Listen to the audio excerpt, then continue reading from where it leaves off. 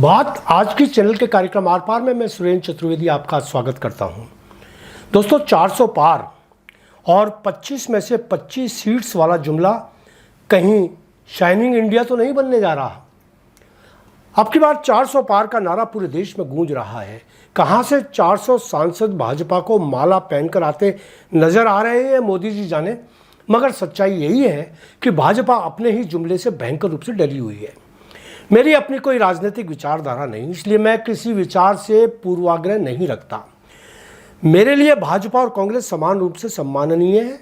मैं दिखते हुए सच को नमन करता हूं, मगर छिपे हुए सत्य को भी साष्टांग प्रणाम करता हूं।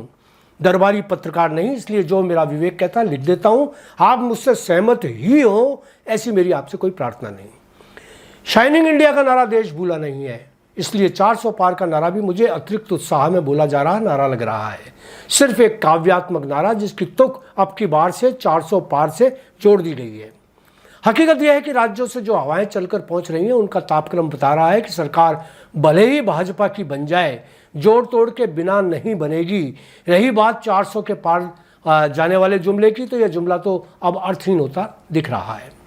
राम मंदिर बनाकर भाजपा ने बहुत बड़ा काम किया, इसमें कोई दो राय नहीं। कश्मीर से धारा 370 हटाकर भाजपा ने कमाल कर दिया, सब मानते हैं। सनातन स्थापित करने की दिशा में अच्छा बुरा जो भी हुआ वह भी मान्य है। देश का विदेशों में सम्मान बढ़ाया गया, इसमें भी कोई ना इत्तेफाक नहीं रखता। मगर इस बार ये सब मुद्दे लोकसभा चुनाव में बहुत पीछे छूटते नजर आ रहे हैं।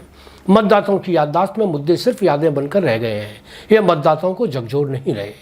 महंगाई, बेरोजगारी, भ्रष्टाचार, लोकतांत्रिक खतरे, इन सब से समाज उद्वेलित है। मगर चुनावों में सभी सियासतदान इन मुद्दों को पीछे धकेलकर नए नए जुमले ले आते हैं। हर पार्टी जब सड़क पर होती है संदेश देती है, जब संसद में होती है तो उपदेश देती है। कभी गरीबी हटाओ के नाम से कोई पार्टी सत्ता में आ जाती है, तो कभी धार्मिकता के नाम पर उन्माद से ही वोट मिलते हैं और इसे प्रोत्साहित भी धड़ल्ले से किया जाता है। खैर, बात चल रही थी 400 पार की, तो यहाँ बता दूं कि यह गलतफहमी है जो भाजपा को हो गई है। कार्यकर्ताओं के उत्साहवर्धन के हिसाब से यह आकर्षक नारा है, मगर जमीन पर इसका कहीं कोई अता पता नहीं है। राजस्थान में भाजपा 25 में से 25 सीट लाने का दावा कर रही है, मगर क्या मुख्यमंत्री भजनलाल किसी मंच पर सार्वजनिक तौर पर कह सकते हैं कि यदि राजस्थान में 25 में से 25 सीट्स नहीं आई तो वह पद से इस्तीफा दे देंगे? या प्रदेश अध्यक्ष सीपी जोशी कह सकते हैं कि 25 सीट्स नहीं मिली तो वह नैतिकता के आधार पर पद छोड़ देंगे? ऐसा कुछ नहीं होगा। सच बात तो यह है कि राजस्थान में भाजपा के सभी दिग्गज नेता मोदी और शाह की नज़रों में अपने नंबर बढ़ाने में लगे हुए हैं। किसी ने अपने चुनाव क्षेत्र को जाकर नहीं संभाला।